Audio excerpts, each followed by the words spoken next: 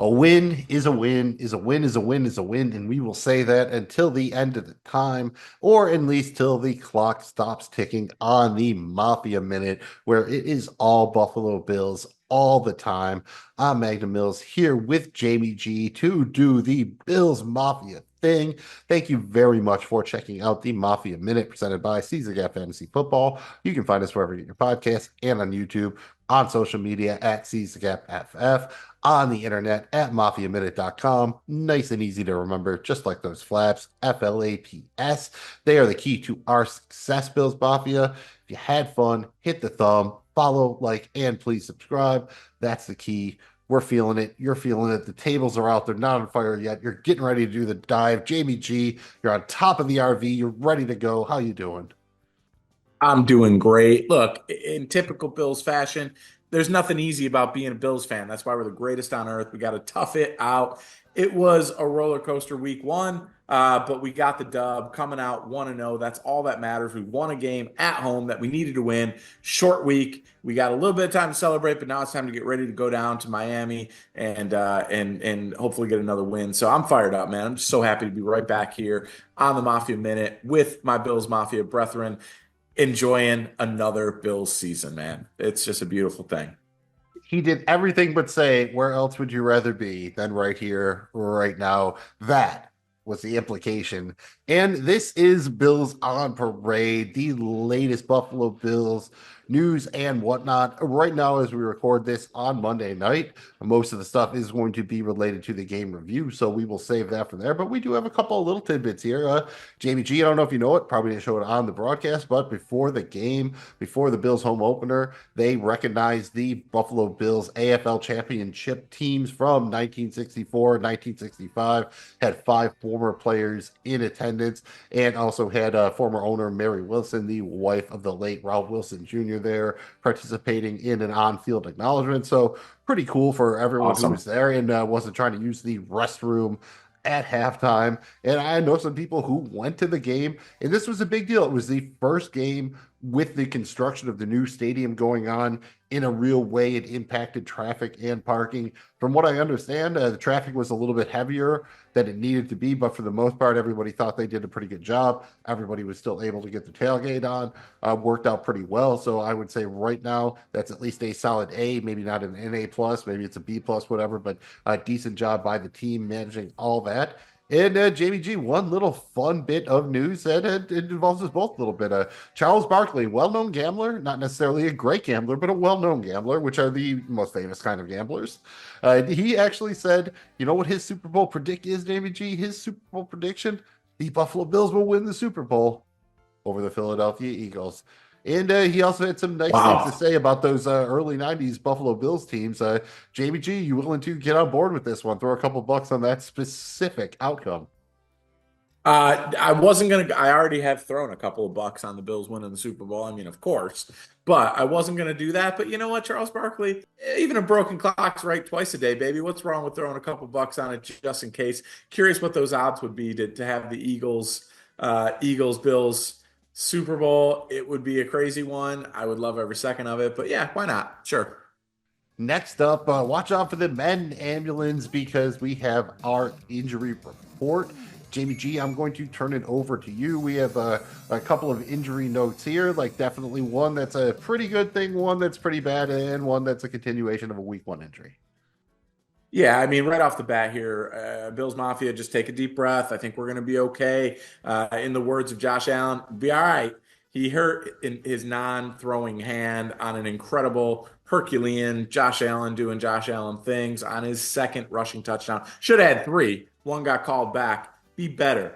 Be better, Cyborg. Don't be getting the hands in the face mask. Should have had three. Had two on the second one. Did the leap over Buda Baker and hurt that hand. There's a lot of little bones in your in the front of your hand.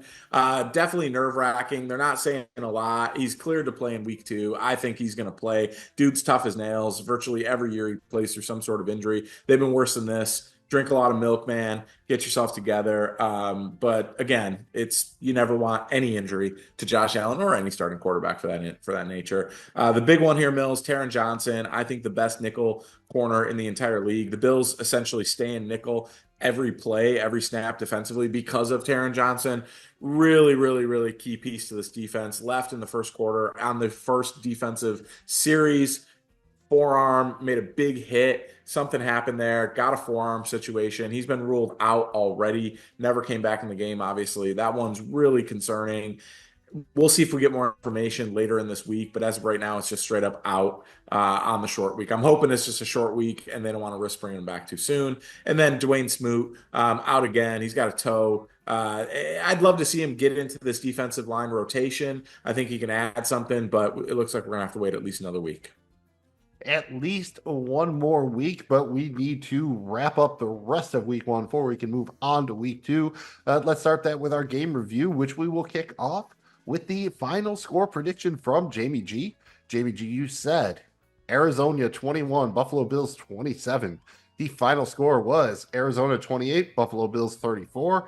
Not great on the total, but you nailed the outcome and the correct margin of victory. So I think that's a very solid start to the season, possibly a good omen. And I was watching the game with at least a couple of Bills fans here. They were definitely nervous early in the game when the Bills went down.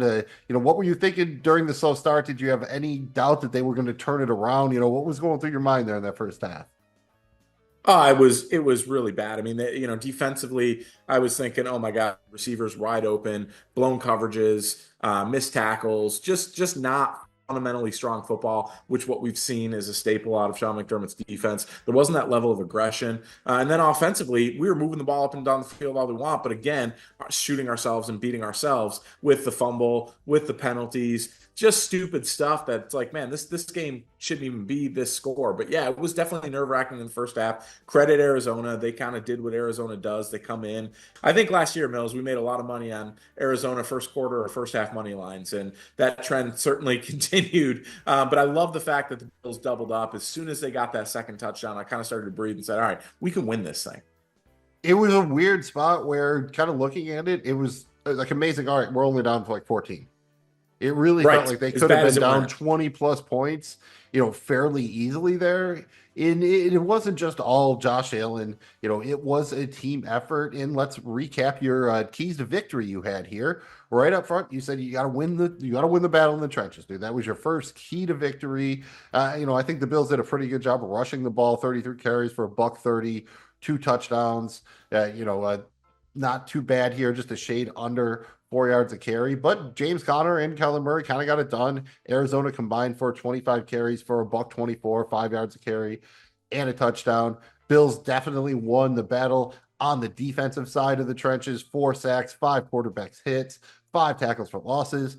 Arizona did decent. The offensive line definitely gave up a little bit of pressure for the Bills. Arizona managed 2 sacks, 3 quarterback hits, 5 tackles for losses. What do you think? Is that did they win that key to victory for you?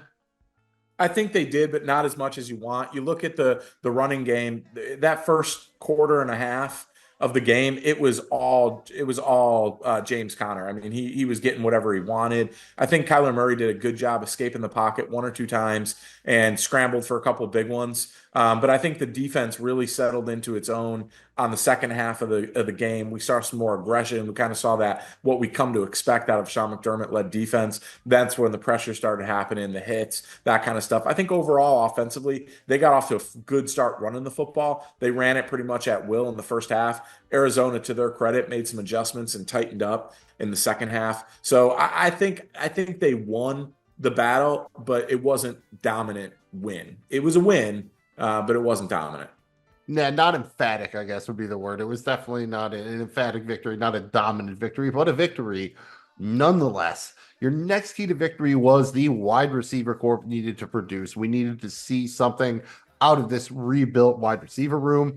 Overall, the receivers managed 12 receptions on 14 targets for a buck 52. That's 10.9 yards per reception and 2 touchdowns. Did that get the win for you there? Again, not dominant, but probably eked out a slight victory, I'd say. I think so. I mean, look, I think I'm most impressive here that, everyone was like, Josh doesn't have anyone to throw to. Well, shit, he threw to everyone.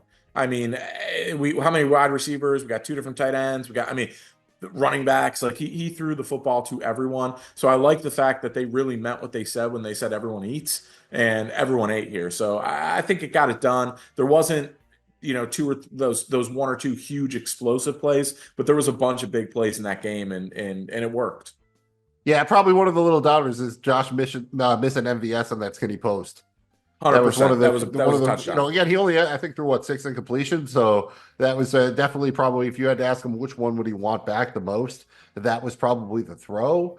And then your third key to victory was be special on special teams. T-Bass came through. Both his field goal attempts were from under 40 yards, but he went 2 for 2 on the field goals, 4 for 4 on the extra points. You got a nice 53-yard kick return from Brandon Cordrington. But Arizona had 3 kick returns for a $1.23, which included the DJ Dallas 96-yard kick return touchdown, the first under the kind of new enhanced kickoff rules there. And Jamie G, I don't know if they won this one, right? I mean, T-Bass did his job. He did what he had to do, but that was a huge touchdown when he gave it up on special teams. Mills, you cannot give this a win. Special teams was not special simply because they gave up. And DJ Dallas, he's chunky. He's hefty. How the hell did he get down the 96 yards? Come on, man. The fact that they gave up a kickoff return for a touchdown. And I think, and also one of the things that doesn't show up on here is T-Bass at a critical point in the game kicked the ball out of bounds, giving them the ball on the 40 when they had that last drive. That was Two Bruce, really dude. big That mess was ups. brutal. That was terrible. And momentum swinging, bad plays. I thought overall Bass kicked better than their kicker. I thought Sam Martin punted. There wasn't a lot of punts. Sam Martin punted better, but you could not give this a win simply because of those two things. Yeah, even on that first punt, Martin definitely almost got one block too. That was more on the coverage Yes. than him, I think. Let's keep it a little bit happier. What was your most pleasant surprise on the offensive side of the ball? My most pleasant surprise offensively was Keon Coleman. I know it sounds cliche. It's, oh, what's their rookie, new shiny toy. I did not expect him to have the type of impact he had. He had one really big play down the field, go up and get it, just pure. We haven't had that in a Bills wide receiver, and I can't even remember when.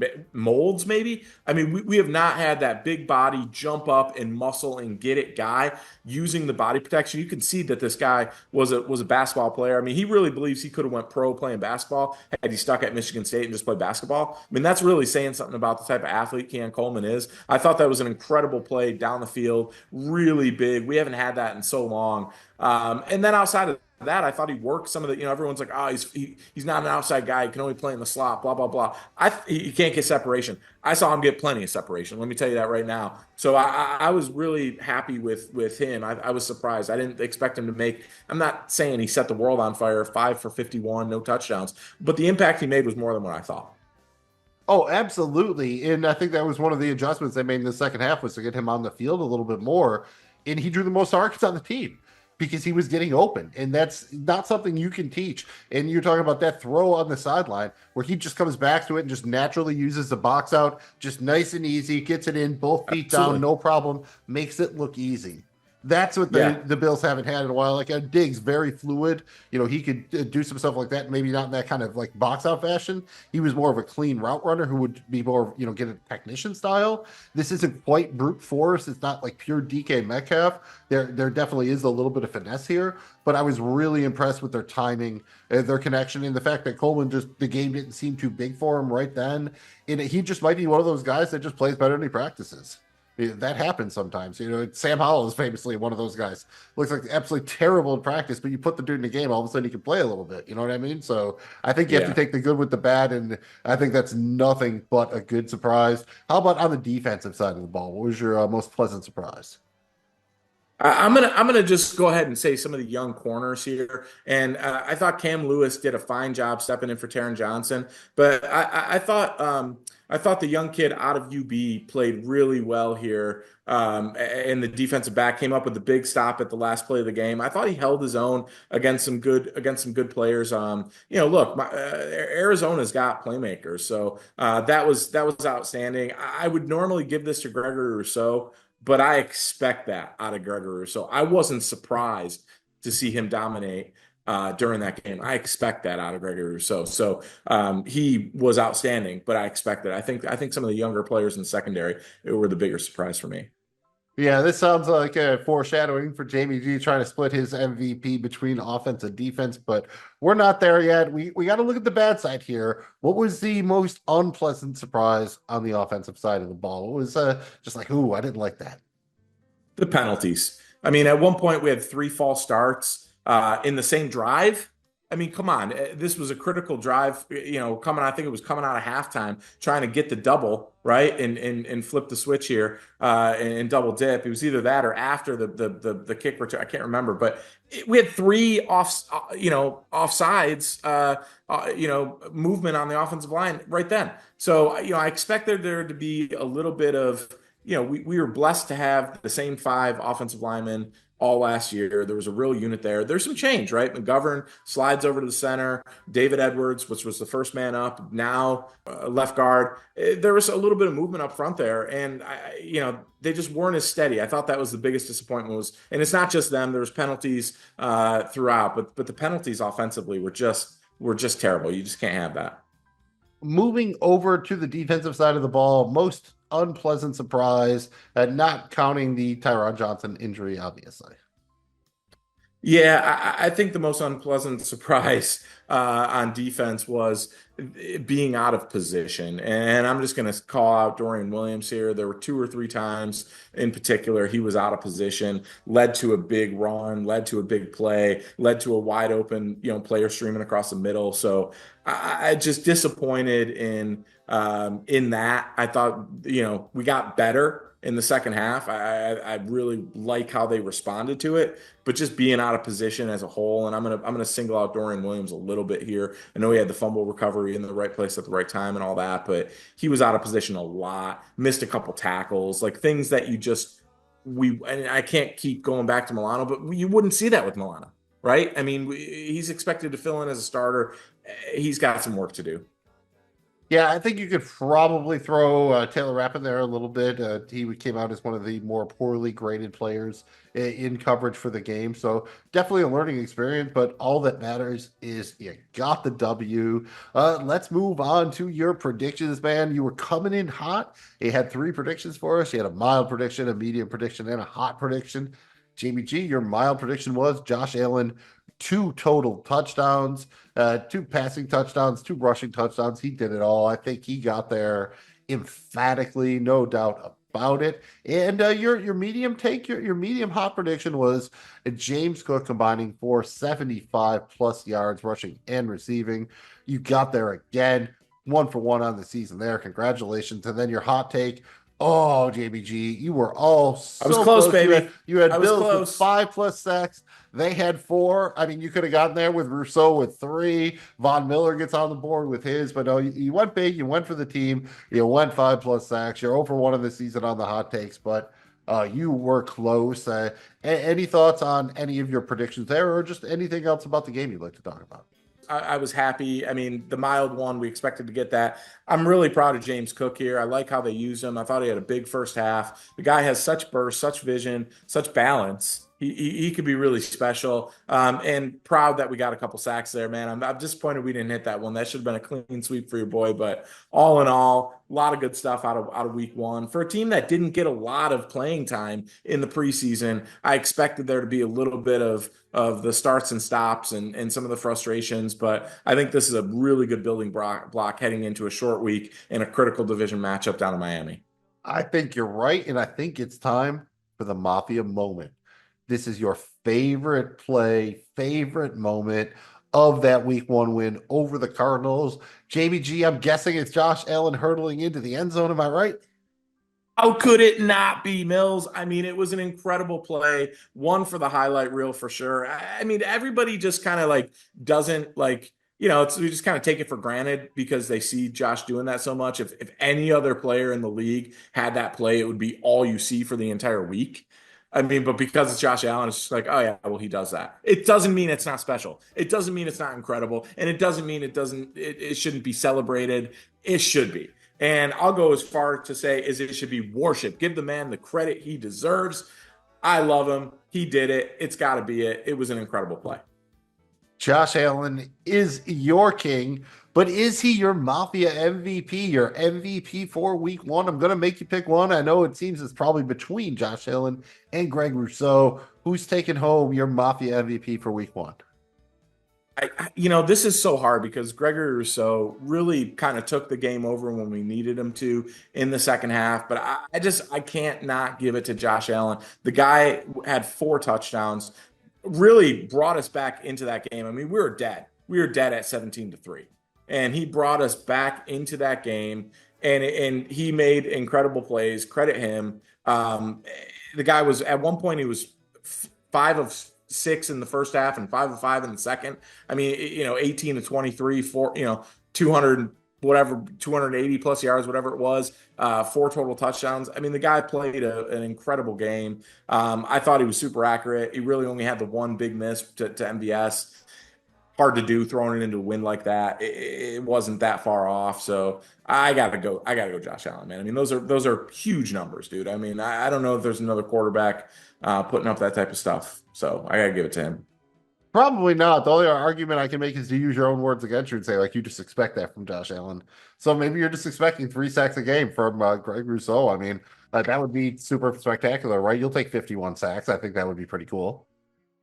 It would be incredible. I do expect Gregory Rousseau to have a huge year this year, man. I'm just saying it. I think he finally figured out how big, strong, and talented he is, and he's coming into a contract year. Look out. Yeah, it sounds like the defense is really finally using him in the most optimal way possible, moving around the line, getting him the best matchup. So we have that to look forward to. And what y'all can look forward to are our Bills bets. Jamie G, I did not hit mine in week one. I had Khalil Shakir, 60 plus receiving yards. That was plus 175. I lost. He only had 42 yards, did find the end zone.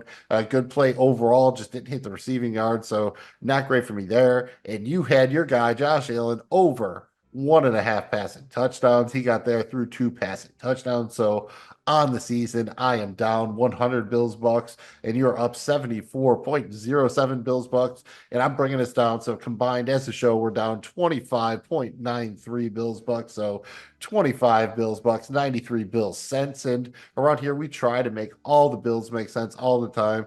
You want to take a victory lap on your Josh Allen thing? I mean, at least I got close with Shakir. Be honest, you were down with Dawson Kincaid. You were down with Dalton Kincaid, so you probably would have lost those if you had gone that way. I definitely would have lost those. I mean, Kincaid didn't have the game, right? For whatever reason, he wasn't featured. They didn't go his way. It didn't matter. It's about whoever gets the ball, right? Be ready. But I think the one thing we felt confident in was Josh Allen's ability to get over, to throw 2 passing touchdowns. Doesn't always happen. It happens often. I really liked minus 135. I thought that could have been higher. I wouldn't call it a soft line, but I thought it was a good line, a good price point for that. Really glad it cashed. Yeah, looking back, the play was probably to parlay that over 1.5 Josh Allen passing touchdowns with the Josh Allen anytime touchdown.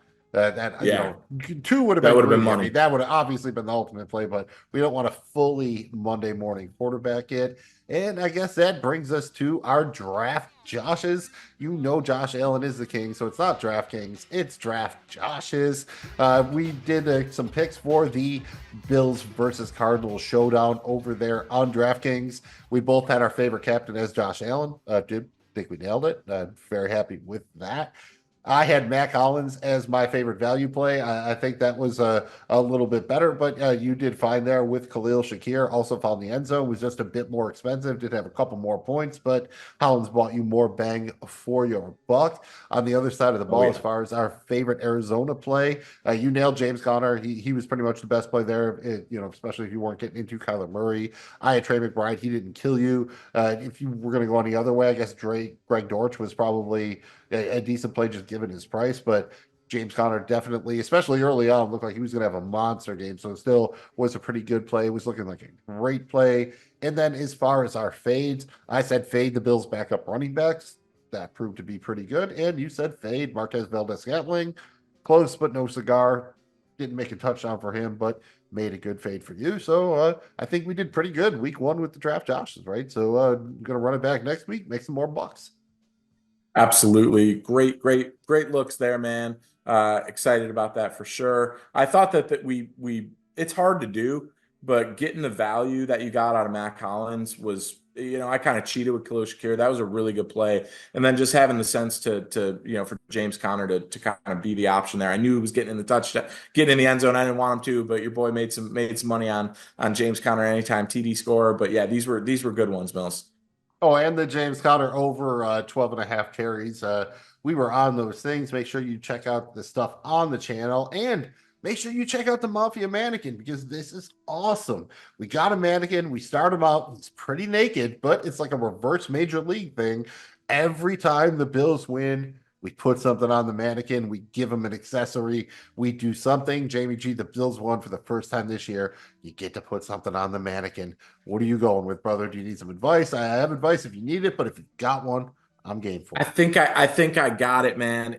Look, we're still in the early part of the season. The sun is still shining. We haven't gotten to those winter months. We're heading down to Miami, where the sun is definitely going to shine. And you got to have a little swag going down to Miami. I want our mannequin. He's getting some styling ass sunglasses. I'm talking about the big ones that got different color. Maybe we even put the Bill symbol in there. He's getting a pair of shades for these hot months in September and heading down to Florida. Let's throw a pair of shades on him, keep him cool. Last year, I believe our mannequin had Bill shades. What if this year we go with like some aviators, like some Top Gun joints or something like that? Love it. Give I it think to that'd him. be pretty styling, dude. I say we go with some aviator sunglasses, like a little bit old school, like yeah, hey, it's still working for Tom Give Cruise. him Why not, Miami right? Vice sunglasses. Give him the Oh yeah, Miami maybe Vice yeah, that sunglasses. same yeah, that's yep, that's right in the wheelhouse we're working with there.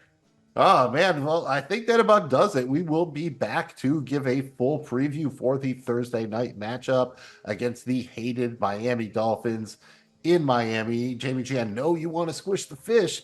Anything else you want to say before we get out of here? Look, short week. We're banged up. We got to bring it. We should take over Miami Stadium. They don't have real fans, anyways. Bills Mafia, show up. Let's get in there. I can't wait to break this game down. We'll be back in a couple of days to do that. Thursday will be here before you know it. So keep an eye out for it. We'll see you then. Go Bills. I miss having like the old hip hop like air horn in the background for like shots fired.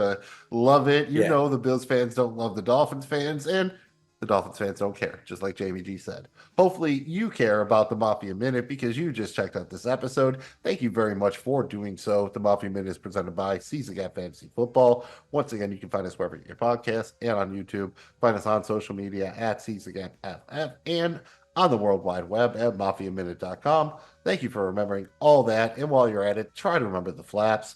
Follow, like, and please subscribe. FLAPS. That is the key to our success. And if we're part of Bills Mafia and you're part of Bills Mafia, you want us to succeed so you can succeed, so the Bills can succeed, and we can all succeed together.